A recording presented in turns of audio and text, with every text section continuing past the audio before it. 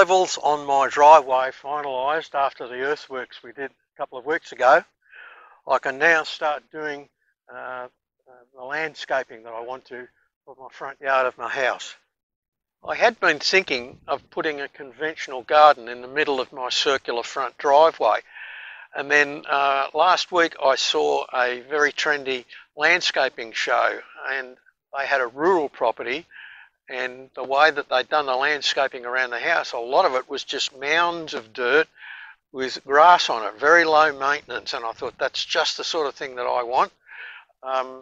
So that's what I'm going to do. I'm going to build a mound up here in the middle and grass it and put one or two, maybe at the most, natural plants on it. The other thing that they pointed out on this particular project was that those mounds mimic the topography of the natural landscape, exactly like I've got here. So I'm not going to just put a mound in the middle here. I'm going to put about 3 or 4 along the edge of the boundary near the road there, and that will mimic those hills out there. The driveway will curve around here, and I was going to follow that curve of the orange rope and put a wall along here with a raised garden bed of some sort, but I've decided that instead, if I put the curve the other way on the inside, I'll end up with this space, and that will give me a nice space there that we can turn into some sort of decorative garden directly opposite where you pull up in the car.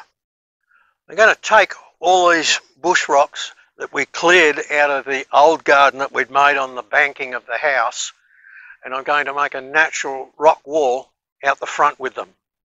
I'm making a fairly basic wall from the concrete blocks that I've got left over from the construction of the house. There won't be any string lines, there won't be any levels. The purpose of this wall, which will eventually be completely buried, is just to give me something to lay the bush rocks up against, so I can lay the bush rocks vertically.